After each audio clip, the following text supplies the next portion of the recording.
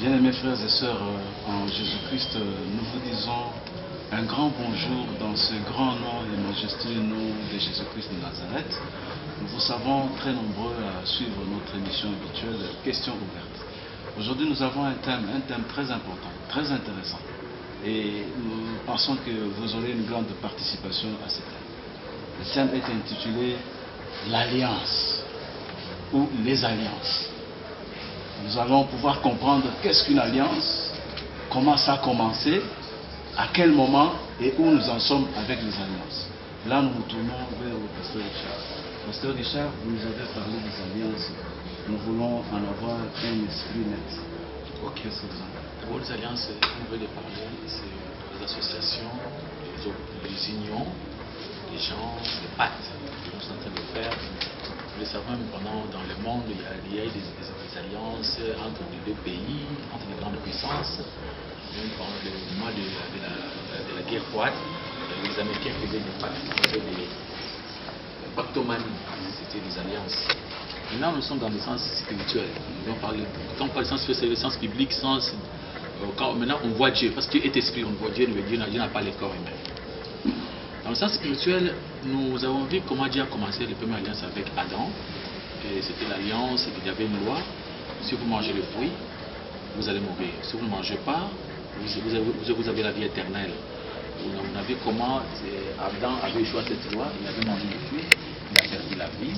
Et Dieu cherchait aussi à établir toute alliance pour récupérer l'homme. Dieu est allé loin, on a vu l'alliance noachique que Dieu avait préparée pour montrer quand même qu'il veut tuer tout le monde, mais il a donné quand même une loi. Si Dieu pouvait accepter ce que Noé pouvait leur prêcher, il devait avoir la vie éternelle. Là, ce n'est pas la vie éternelle, mais avoir la vie et rester sur la terre. Et celui qui devait croire pouvait avoir l'occasion maintenant d'entrer dans l'arche. C'était l'arche de l'alliance. Oui. C'est pourquoi j'ai parlé de ces alliances et avec le temps je vais parler encore. Il y en a plusieurs. L'alliance, c'est justement les associations, des contrats que les gens faisaient pour s'entendre, les ententes, pour les unions. Voilà. Donc nous comprenons que Dieu est en train de s'entendre aussi avec les gens, de faire des accords, de ceci ou de cela. Parce que moi je sais que quand on parle des alliances, je fais allusion à ce que vous venez de dire tout à l'heure sur les pactomanies, mais je connais une alliance que les Américains ont faite avec d'autres pays européens. Ça s'appelle par exemple OTAN. Alliance de l'Atlantique Nord. Là, vous avez un bloc de pays qui ont constitué un accord tel que si un des pays de ce bloc est attaqué par un autre pays, il y a l'intervention de tous les pays. Mais là, ce sont des accords. Mais chez Dieu, comment ça se fait? Parce qu'on sent que dans l'alliance de Dieu, Dieu reste maître, c'est lui qui dicte, c'est lui. L'autre qui est en train de... Il y a celui qui fait subir et l'autre est en train de subir dans cette action. Par exemple, vous nous parlez d'Adam. Dieu était le créateur, celui qui a mis Adam dans le champ de l'Éden. Et il lui a donné des injonctions. Là, est-ce qu'on peut parler vraiment de l'alliance? Est-ce que Abraham avait, au fait, pas Abraham, mais Adam, avait une part à cette alliance? Expliquez-nous un peu. Oui, il y avait une promesse. Dieu avait donné une promesse à Adam. Il avait promis des bénédictions à Adam s'il pouvait accepter de l'obéir. Et il y avait des malédictions s'il pouvait refuser. Même l'alliance d'Abraham aujourd'hui, on voit que c'est une alliance de confiance, mais il y a toujours le choix. Si vous acceptez, vous croyez en Dieu, vous le faites confiance, Dieu vous bénit. Si vous ne le faites pas confiance, même dans les alliances humaines, on s'entend, il y a des contrats, on se dit des choses, nous allons commencer à marcher comme ça, en cas de ça, on fait ceci, en cas de ça, on fait ceci. C'est comme ça que Dieu est en train de faire sur ces alliances. Il parle, il trouve une personne, il lui montre sa voie, il lui montre les chemins, mais c'est à lui maintenant, il lui montre ce qu'il faut faire et ce qu'il ne faut pas faire. Parce que même jusqu'aujourd'hui, même dans la foi chrétienne, il y a toujours les choix. Croire ou bien refuser de croire. Oui, mais maintenant pour mieux éclaircir le public, notre public qui est nombreux à nous suivre et qui aura beaucoup de questions à poser, je pense que vous pouvez maintenant nous décortiquer un peu parce que dans l'ancienne alliance, est-ce qu'il y a seulement cette alliance ou bien il y en a d'autres par lesquelles vous pouvez passer en nous détaillant alliance par alliance de manière explicite pour que les auditeurs comment ça fonctionne? Oui, je parle d'abord de l'alliance que Dieu avait fait. D'abord, le premier alliance, c'était l'alliance que Dieu avait fait avec Adam. Deuxième, c'était l'alliance de Washik. L'alliance de Washik, c'était l'alliance qui a fait que les gens qui pouvaient accepter la parole que Dieu avait prêchée, que Dieu avait donnée à Noé, pouvaient entrer dans l'arche pour être sauvés. On a vu qu'il y a eu seulement 7 personnes qui ont accepté la parole, 8 ensemble avec lui-même Noé, qui étaient sauvés. Et après, Dieu avait fait encore cette alliance à la sortie de l'arche pour dire à Noé qu'il ne fera plus encore, il n'y aura plus encore de déluge dans le monde pour tuer les humains. Là, on a parlé de l'arc-en-ciel, là c'est prévu dans le livre de Genèse chapitre 9, verset 14, on va commencer d'abord à partir du verset 1. Vous trouverez même toutes les alliances que Dieu avait fait, le pacte que Dieu avait signé avec Noé. Après, il y a l'alliance abrahamique. Abrahamique, c'est l'alliance que Dieu avait fait avec Abraham, c'est l'alliance de la foi. Maintenant, Dieu n'a pas donné la loi à Abraham. Il a demandé seulement à Abraham s'il pouvait lui faire confiance. Justement, il n'y a pas une loi que je vous donne, mais si vous m'aimez, si vous marchez avec moi, moi je vous bénirai. Alors Abraham a commencé à marcher avec Dieu. Il avait le choix de dire oui ou non.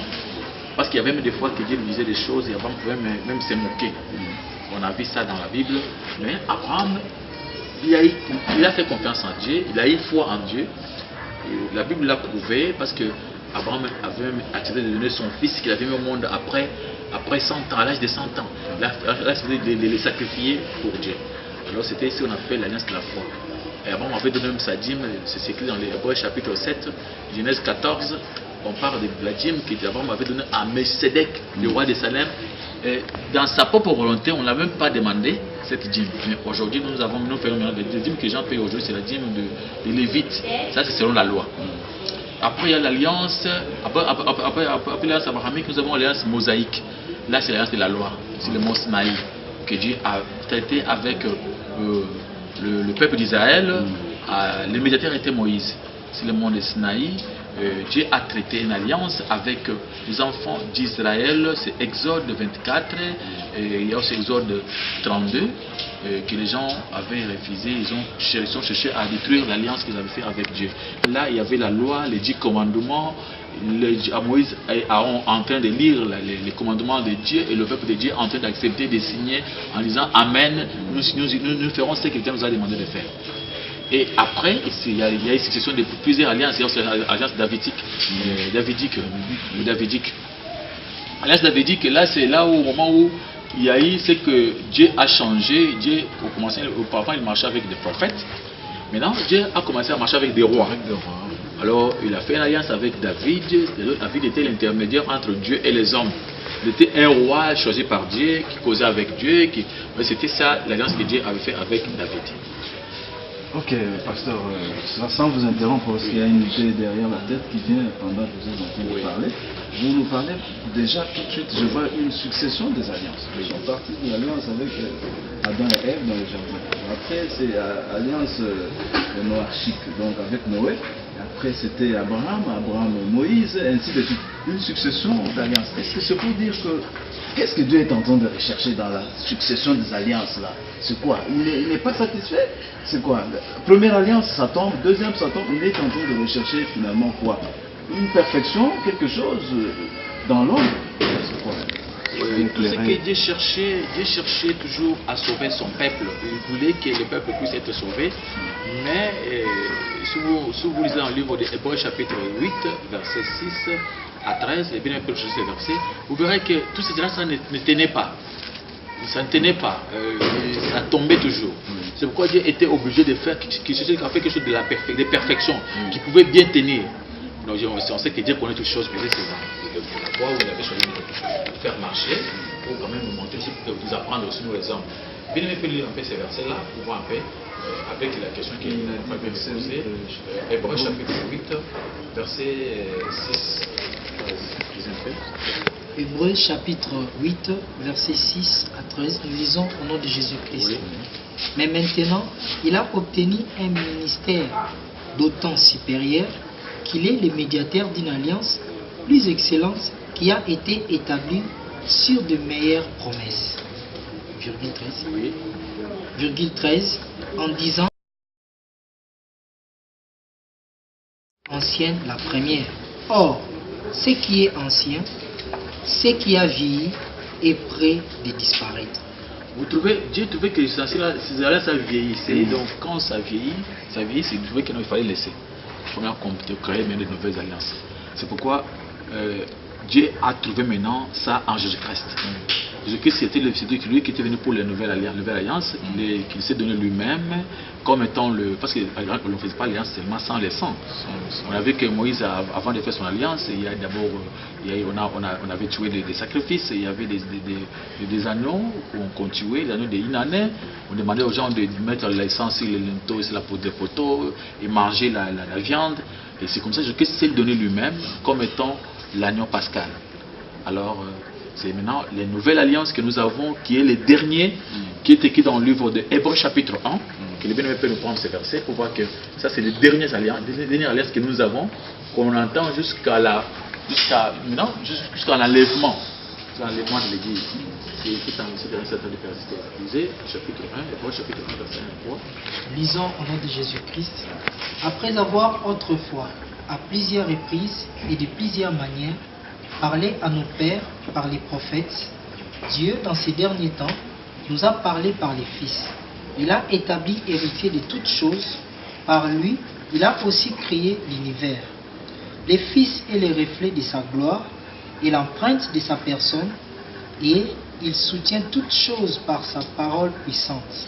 Il a fait la purification des péchés et s'est assis à la droite de la majesté divine dans le lieu très haut.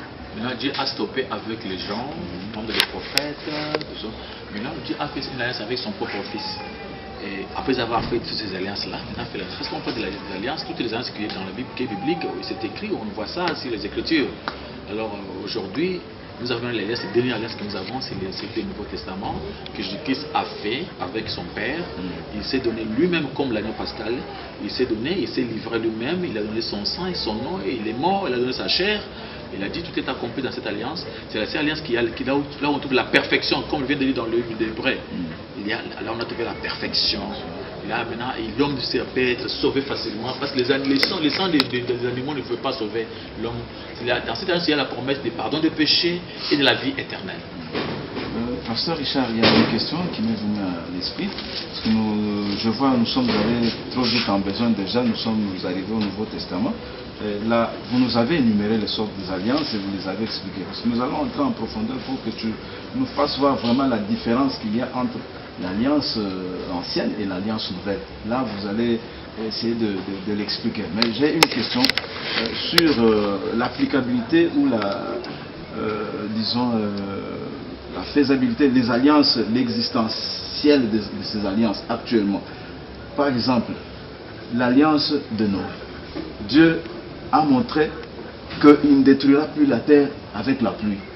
Est-ce qu'aujourd'hui, avec les tsunamis qu'il y a, avec toutes les inondations qu'il y a en Chine, en Amérique et partout ailleurs, c'est causé par la pluie? Est-ce qu'on peut parler de cela comme un cas isolé qui n'entre pas dans l'alliance? C'est pour dire parce que les alliances maintenant sont en train d'aller vers la perfection.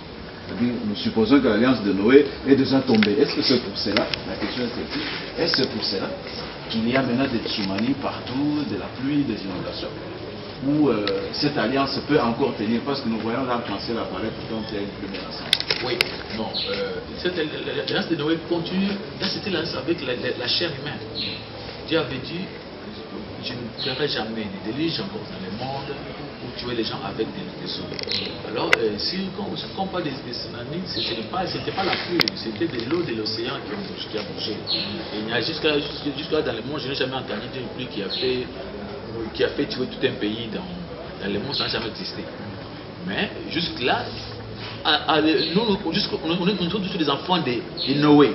Nous avons toujours cette alliance-là de la pluie, de l'âge qui continue à avancer jusqu'à aujourd'hui.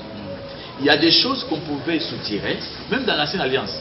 Si vous lisez dans l'Hébreux 7, à partir du verset 11, on a dit que si on change l'alliance, il y a aussi nécessairement un changement.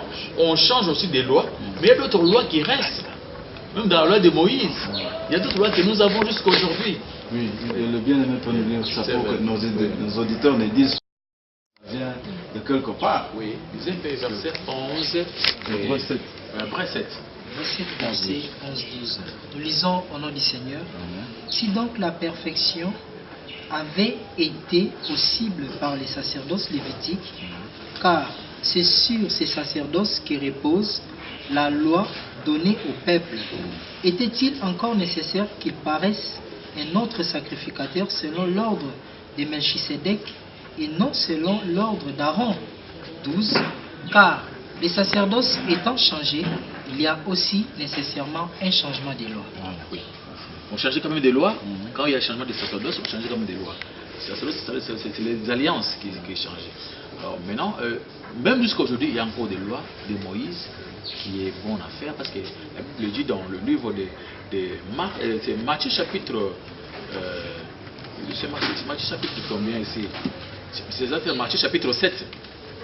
Matthieu chapitre 7, verset 12. Bon, vous verrez que la Bible est en train de confirmer, disait ce verset-là. On nous parle aussi des lois et des prophètes. Il y a des bonnes choses à soutirer dedans. Entre la loi et les prophètes, il y a des choses à soutirer. Comme quoi, Jésus-Christ donne la conclusion. L'alliance de Moïse donne une conclusion avec toute l'alliance de ces prophètes-là. Il y a des Élie, de tout ça. Il dit non, ce n'est pas à rejeter tout. Mais il y a ça, prenez ça. Lisez un peu. Matthieu chapitre 7, verset 12. Nous lisons au nom de Jésus-Christ. Tout ce que vous voulez que les hommes fassent pour vous, faites-le de même pour eux, car c'est la loi et les prophètes. Là, Jésus-Christ donne la conclusion de l'alliance de Moïse et de l'alliance des prophètes. Il dit, tout ce que vous voulez que les hommes fassent pour vous, faites-le pour eux. C'est ça la loi et les prophètes. La conclusion de cette alliance, on cherche toujours à amener le peuple de Dieu à faire du bien aux autres. À faire aux autres ce qu'ils veulent qu'on fasse pour eux. C'est tout ce qu'on demandait aux gens de faire. Maintenant, Dieu pouvait multiplier des idées, tout ça de développement, mais pour amener seulement quelqu'un à vivre aisément avec les autres. On cherche toujours que les gens puissent vivre ensemble dans l'harmonie, dans la société. Tout ce que Dieu cherchait dans l'alliance de Moïse. Et là, on l'a trouvé maintenant dans l'alliance de Jésus-Christ. On a compris même l'alliance de Moïse dans des commandements. Aimer Dieu et aimer ton prochain comme toi-même. Mais nous, maintenant, on n'a pas besoin d'aimer les prochains comme nous-mêmes. C'est d'aimer les prochains comme Jésus-Christ nous a aimés. Parce que c'est d'aimer le nouvel commandement que nous avons maintenant en Jésus-Christ. Auparavant, il faut aimer quelqu'un comme vous. Là, vous pouvez même, si vous êtes un jambère, vous pouvez l'amener sur apprendre du chant. Maintenant, aimer quelqu'un comme Christ nous a aimés, ça c'est accepter de souffrir. C'est pourquoi il a dit même des changements, et il est arrivé même dans l'amour, dans la vie quotidienne. Quand je suis en train de dire dans le livre de Matthieu, chapitre 5, il dit, vous avez entendu que vous allez aimer vos prochains et haïssez l'ennemi, mais moi j'ai dit, vous avez fait comment on a changé, il y a une peu de modifications. Oui, là, pasteur, vous avez répondu sur anticipation, donc je suis très satisfait. Vous avez anticipé déjà la réponse à certaines questions que vous avez posées. Je crois que nous sommes là, nous avons notre bien-aimé Papa Didier, nous avons notre bien-aimé Didier. S'il y a des questions, on peut toujours faire signe pour que nous puissions continuer le débat. Papa Didier, oui, j'ai suivi attentivement Pasteur Richard à propos des alliances, mais quelque part j'ai aussi une préoccupation, c'est-à-dire vous avez parlé des alliances à grande dimension, comme quoi les alliances ont cessé à l'arrivée de Jésus. Mais est-ce que Dieu ne traite-t-il pas des alliances individuelles jusqu'à nos jours? Est-ce que ça existe ou tout a cessé à l'avènement de Jésus? Mais quand on parle des alliances, c'est des ententes que Dieu faisait avec son peuple, avec tout un peuple. Maintenant, aujourd'hui, nous avons des promesses qui est déjà dans la Bible, qui est déjà écrite, que même tout un chacun de nous, il a tout ce qu'il peut avoir comme problème et trouve la solution dans la Bible. Mais Dieu ne traite pas encore des alliances comme ça avec une personne pour donner pas des alliances où il y avait des écrits. Et si Dieu peut-être vous propose de vous bénir pour quelque chose, non, va confesser, je vais vous bénir, je vais faire ça. Ça c'est quelque chose qui n'est pas, ça c'est votre vie privée.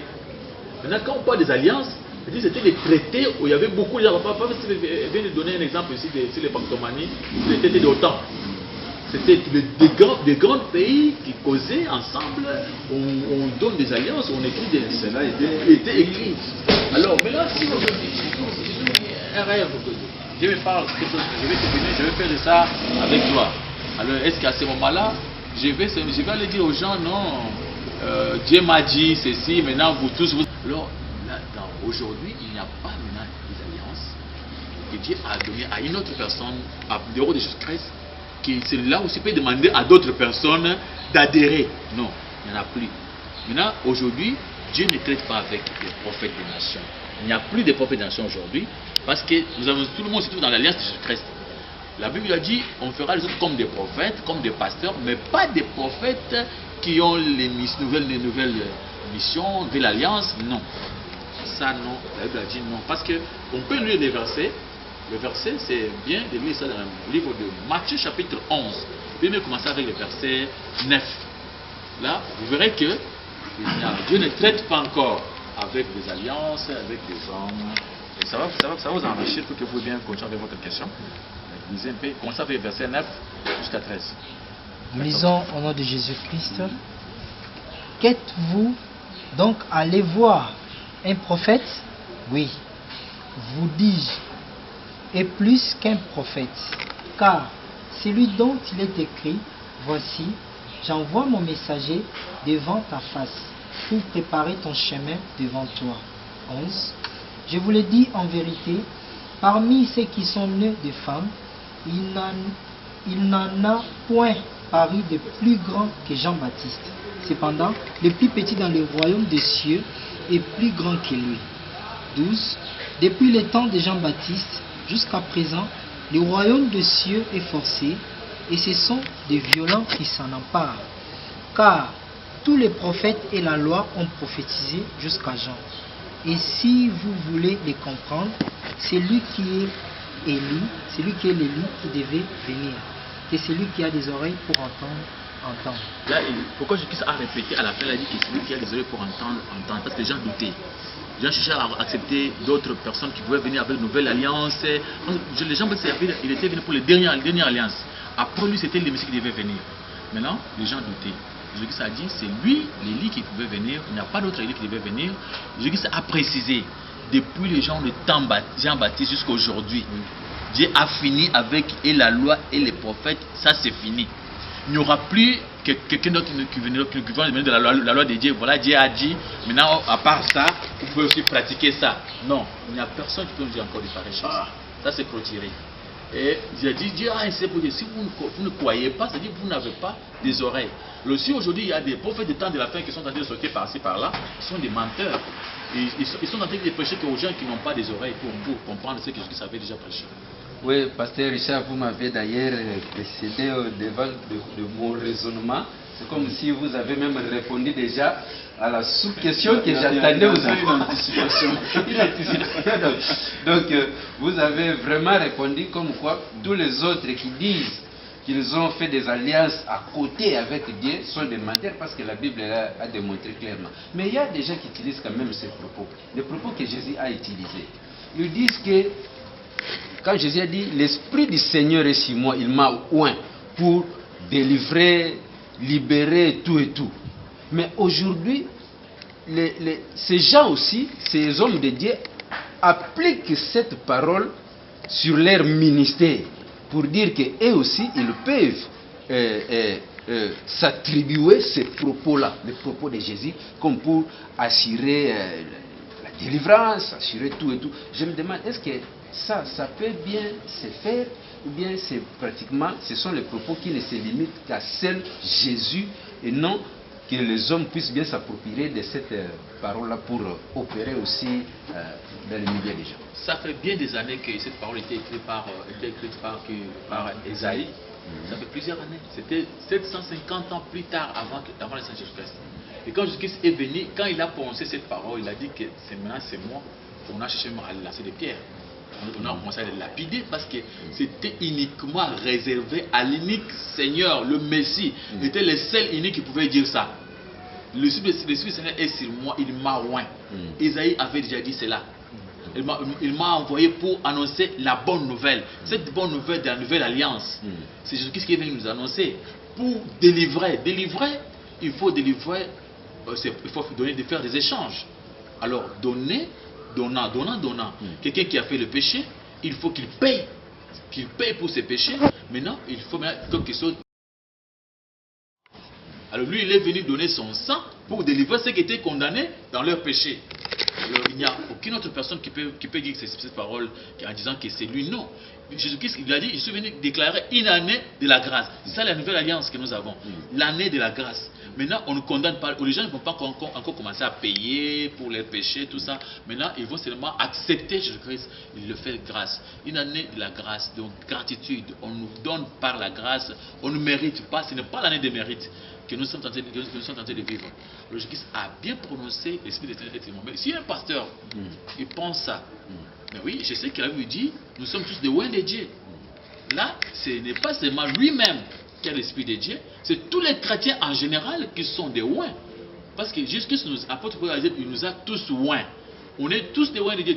Celui qui croit seulement en Jésus-Christ aujourd'hui, il devient un oint de Dieu. Alors, si avec cette onction-là, on peut les croire. Mais prendre la place que Jésus-Christ a donné l'onction maintenant pour aller commencer à délivrer les gens, oui, on peut dire ça dans le sens, Jésus-Christ a dit bien, vous connaissez la parole vous affranchira. Alors, on est affranchi par la parole de Dieu. Celui qui a la parole de Dieu, c'est un oint. Il connaît la parole de Dieu, il peut expliquer aux gens. Mais ce n'est pas que le travail que Jésus-Christ avait fait, il n'y a aucun pasteur qui peut faire ce travail. Parce que Jésus-Christ, il a parlé, il a donné son sang, il a donné son nom, il a donné sa vie pour nous sauver. Il avait cette capacité de donner la vie et la récupérer. Et qui autre dans ce monde peut donner sa vie pour la récupérer? Alors, personne ne peut nous délivrer parce qu'un homme ne peut pas délivrer un homme. Il n'y a qu'un Dieu qui peut délivrer l'homme. Parce qu'on avait, avec toutes les alliances qu'on a fait, avec des mots, c'est tout. Il n'y a personne, on n'a délivré personne. Et personne n'a été sauvé. La Bible dit clairement dans le livre de Romains chapitre 8, 3, verset 23-24. Tous ont péché, ils ont été justifiés gratuitement, justifiés par la grâce, au moyen de la foi en Jésus-Christ. C'est ça. Donc c'est pour dire que un homme de Dieu soit-il ne peut pas se permettre aujourd'hui de prendre par exemple un problème chez un mondimi, il prend un chrétien, il écoute, il prend tous ces problèmes et monte avec ça à la montagne pour aller implorer la miséricorde de Dieu afin que Dieu agisse sur une telle personne. Est-ce qu'aujourd'hui, une telle démarche serait contredire un peu cette alliance ou bien c'est possible? Il avait dit ceci, dans la nouvelle alliance, si vous regardez dans le livre d'Hébreux chapitre 7, verset 24, la Bible dit que c'est une alliance qui n'est pas transmissible. Et Dieu, Jésus-Christ joue la souveraineté. Il a fait de tout le monde des sacrificateurs. Donc dans cette alliance, on a tous l'occasion, la possibilité de parler à Dieu nous-mêmes. On ne nous demande pas d'aller chez une personne, lui payer et lui charger lui pour faire ce travail. Et les hommes de Dieu sont là pour expliquer aux enfants de Dieu que leur Père les entend là-bas. Il est là avec les bras ouverts en attendant qu'ils viennent auprès de lui pour les bénir, pour les écouter. Maintenant, quand vous freinez à un enfant de Dieu, vous ne l'envoyez pas seul dire à son papa. Vous lui dites, toi dis-moi tout ici, moi je vais dire à ton papa, paye-moi l'argent de transport. À ce moment-là, c'est une façon de freiner les enfants de Dieu. Parce que dans les temples, après la Nouvelle Alliance, on avait déchiré les rideaux qui étaient dans les temples, qui empêchaient aux enfants de Dieu d'arriver à ce que Dieu dit. Il n'y a plus de médiateurs aujourd'hui. On ne demande pas à quelqu'un, à un pasteur, à un prophète, prophétesse d'aller faire des jeûnes, prier beaucoup pour donner quoi, pour sauver les gens. Non. Jésus-Christ avait tout fait, il avait tout accompli. Maintenant, on peut seulement demander aux enfants de Dieu de croire à l'œuvre de la croix. Et à cette œuvre, on dit que vous avez accès. L'Esprit dit, Abba, le Père, vous avez l'accès, vous avez cet accès-là. On est des fils adoptifs et du courage à parler à Dieu. Dieu a ouvert les bras, il a ouvert la porte, toutes les portes sont ouvertes pour nous pour le moment. En tout cas, je suis très content de la réponse parce qu'aujourd'hui, donc moi en tant que chrétien, ainsi que tous ceux qui nous suivent, savent maintenant qu'on peut aller à Dieu, on peut aller parler à ce Dieu sans passer par des intermédiaires. Donc moi je suis très content avec toutes ces réponses. Je ne sais pas si je peux retourner un peu la parole à Papa Steve. Sinon, je voulais juste intervenir pour compléter Pasteur Richard. Le fait qu'ils peuvent chercher à délivrer les gens alors qu'ils nous donnent aussi une année de grâce. En ont-ils à nous donner? C'est le grand point d'interrogation à se poser. S'ils ont cette capacité, j'attends leur réaction. Pasteur Richard. Retournons à notre débat, nous continuons. En fait, il y a un Élie qui est mort à peine 45 ans. Vous connaissez quelque chose? Il y a un Élie qui devait venir, qui est venu et qui est mort il y a 45 ans. Oui. Et il fait l'euphorie du monde entier. On parle de lui partout. Je crois que ce n'est pas seulement lui, il y en a plusieurs encore, il y a plusieurs Élie. En dehors de lui, il y en a beaucoup. Si vous marchez dans le monde, vous trouverez qu'il y a plusieurs Élie. Des gens qui se disent le prophète des temps de la fin. Voilà. Alors ces gens-là, ils sont des véritables menteurs, des véritables antichrists parce qu'ils contredisent la parole de Jésus. Qu'est-ce qu'il dit? Celui qui a des oreilles pour entendre, entende. Parce que Jésus a dit clairement, il dit il n'y aura plus. C'est Jean-Baptiste, c'est lui l'Élie qui devait venir. Il n'y a pas d'autre Élie. Maintenant, pour le moment, s'il faut avoir un Élie, il faut entendre jusqu'au mois d'enlèvement. Après l'enlèvement, Élie ne viendra pas encore pour les nations. Élie viendra. D'abord, le problème d'Élie, ce n'est pas nous. Le problème des prophètes Élie et prophètes Moïse, ça ne nous regarde pas. Nous, si on est aujourd'hui des chrétiens, c'est grâce à Jésus-Christ qui s'est délivré lui-même, qui a accepté, qui a dit allez partout dans le monde, prêcher à toute la nation. Hein? Vous connaissez les versets, ça doit être Matthieu 28, à toute la création.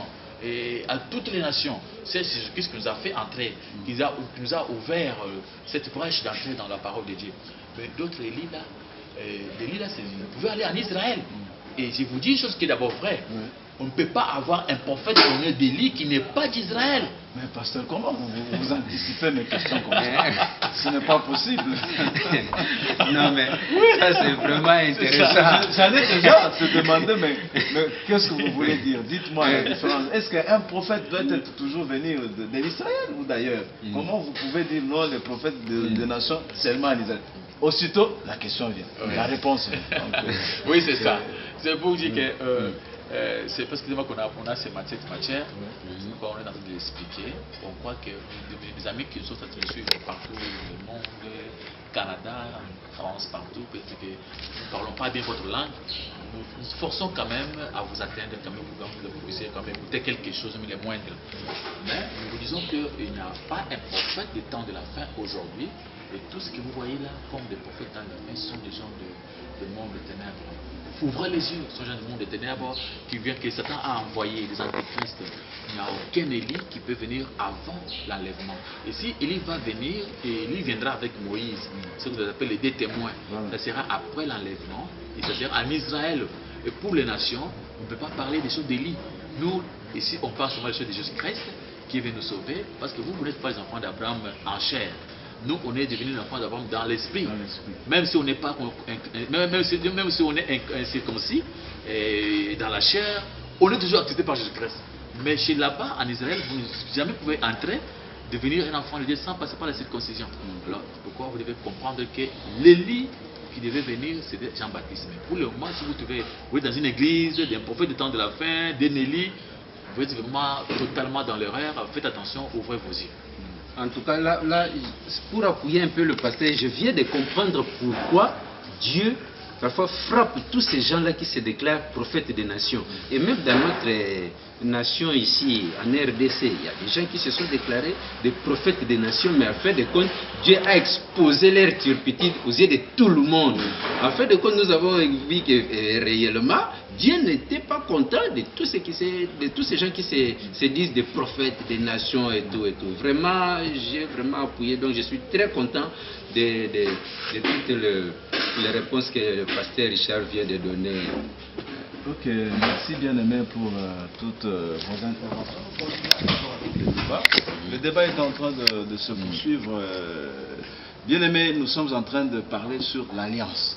Les alliances, et pasteur Richard a bien explicité ces alliances, là où ça se fonde, leur début, leur commencement et comment ils sont en train de progresser jusqu'à une alliance qui est restée figée et perfectionnée.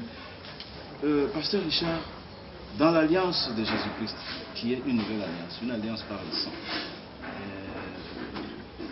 a-t-elle une certaine caractéristique qui se différencie avec l'ancienne alliance sur le plan de rémission des péchés? Pour vos péchés, pour le péché des sacrificateurs et pour vos péchés. Et vous devez entendre dehors que le sacrificateur va aller là où se trouve les souverains sacrificateurs, et cela pouvait prendre pendant une année. Hein, parce que les souverains sacrificateurs entraient seulement une seule fois par an dans les lieux très saints. Alors, vous donnez tous vos problèmes, vous entendez quand le jour J, que les souverains sacrificateurs ira là-bas maintenant rencontrer Dieu. Vous voyez que vos péchés pouvaient encore traîner pendant plusieurs temps. Alors, maintenant, aujourd'hui, avec Jésus-Christ, lui-même étant souverain sacrificateur, lui-même étant l'agneau pascal, il sait lui-même là déjà son sang. Le sang de Jésus-Christ est capable de finir les choses le même jour, dans un clin d'œil. Il suffit seulement d'aller sans argent, d'aller sans les animaux, et seulement par la foi, et croire en Jésus-Christ. Il donne seulement l'occasion aux gens qui ont péché de confesser leurs péchés. Le verset c'est 1 Jean chapitre 1, verset 7 jusqu'à verset 10. On demande aux gens de confesser, parce que les chrétiens ne sont pas des parfaits. Ce sont toujours des gens qui pêchent, mais qui confessent leurs péchés, qui reconnaissent leurs péchés, et quand ils les confessent, Dieu leur pardonne. Alors, on demande seulement de confesser seulement les péchés. Pour nous, Jésus-Christ, on croit au sang qui a coulé au mont de Golgotha, et avec ça, Jésus-Christ descend sa grâce. Comme c'est une année de la grâce, tout s'est fait par la grâce, on ne paye rien. Mais attendez, curieusement, ceux qui se disent les interplanétaires, les prophètes du temps les derniers temps des nations, je ne sais pas quoi, trop de titres pompeux, mais j'ai l'impression qu'ils nous font entrer encore dans la marmaille. C'est-à-dire, ils demandent, ils sont cautionnés, ils ont en train de cautionner la rémission des péchés des fidèles. Par une caution, il faut payer l'argent, soit pour voir le prophète, soit pour... Non, j'ai vu l'esprit des morts en vous, donnez-moi $50, comme ça je vais prier pour ça et ça va disparaître. Alors que dans l'Alliance nouvelle, c'est gratuit. Ces histoires-là, qu'est-ce que vous pouvez dire aux enfants de Dieu qui sont dans ces choses-là, pour qu'ils comprennent qu'il faut... Jésus-Christ l'a déjà dit dans le livre des Jean, mais on vient de mettre le verset, Jean 10.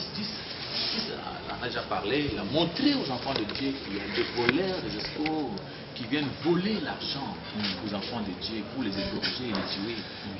Il est mis à trouver le verset, Jean 10. Jean chapitre 10, verset 10, nous lisons au nom de Jésus-Christ. Les voleurs ne viennent que pour dérober, égorger et détruire. Moi, je suis venu afin que les brebis aient la vie et qu'il l'aient en abondance. Vous trouvez? Ce sont des voleurs, des escrocs, ils viennent pour voler, ils vous disent des choses, ils se donnent des valeurs. C'est ce que l'apôtre a dit dans le livre de Marc chapitre 20, verset 29.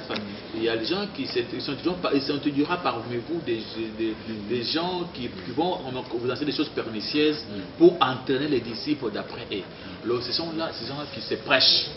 Ils se valorisent, ils se donnent la valeur. Ils prennent la place de Jésus-Christ. Maintenant, ils demandent aux enfants de Dieu de payer. Pourtant, Jésus-Christ, lui-même qui est Dieu, n'a pas demandé de l'argent. Il s'est donné gratuitement. Et maintenant, tout est gratuit. Nous avons compris que tout est gratuit. Ce sont des voleurs, des escrocs. Il nous reste trop peu de temps. Juste une petite intervention. Comme pour dire sur les caractéristiques que vous avez posées tout à l'heure là. Les caractéristiques de l'ancienne alliance qui sont différemment de la nouvelle alliance. À propos de maintenant de la manière dont il faut traiter les gens. Parce que dans l'ancienne alliance, quand vous avez un problème avec qui vous a haïssé, l'ancienne alliance nous a donné la voie à suivre pour traiter de tels gens. Et qu'en est-il de la nouvelle alliance? Oui, Jésus-Christ en a parlé, qu'il vient même vous lire ces versets, parce qu'il y a beaucoup de gens qui peuvent vous dire non, parce qu'aujourd'hui, les gens qui sont venus avec les nouvelles alliances, nous ont toujours prêché des choses pour attaquer les amis, ils nous ont prêché la méchanceté, la colère. Pourtant que nous, on est des enfants de Dieu, il faut nous prêcher l'amour. Les autres nous prêchent la haine. Bien aimé, lisez dans le livre de Jean, Matthieu chapitre 5, verset 43, descendez un peu. Matthieu chapitre 5, verset 43. Vous avez appris qu'il a été dit, tu aimeras ton prochain et tu haïras ton ennemi. Mais moi, je vous dis, aimez vos ennemis, bénissez ceux qui vous maudissent, faites du bien à ceux qui vous haïssent et priez pour ceux qui vous maltraitent et qui vous persécutent. Afin que vous soyez fils de votre Père qui est dans les cieux, car il fait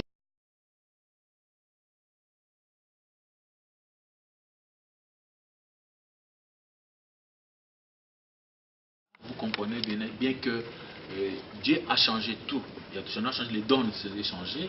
Maintenant, les gens qui nous poussent à prier au nom de Jésus-Christ pour tuer nos parents, nos frères, tout ça, sont des gens qui sont dans l'alliance démoniaque. Parce que ça devient une alliance démoniaque qui est déjà vieillie, déjà jetée. Maintenant, ils sont allés ramasser quelque chose de plus vieux, déjà jeté. Ils ont ramassé cela pour commencer à nous pousser à condamner nos parents, à les maltraiter, à chasser nos enfants à la maison, haïr toute la famille. Pourtant, qu'il a vu dire celui qui ne prend pas soin des siens, il est plus qu'un païen. Et si votre propre maman, vous la laissez mourir parce qu'on vous a dit qu'elle est sorcière, vous êtes dans quelle alliance? Et dans cette alliance, nouvelle alliance, on comprend les gens. Les gens mauvais, on leur fait plus du bien. Alors, ceux qui ont trouve quelqu'un qui est mauvais, on le fait plus du bien.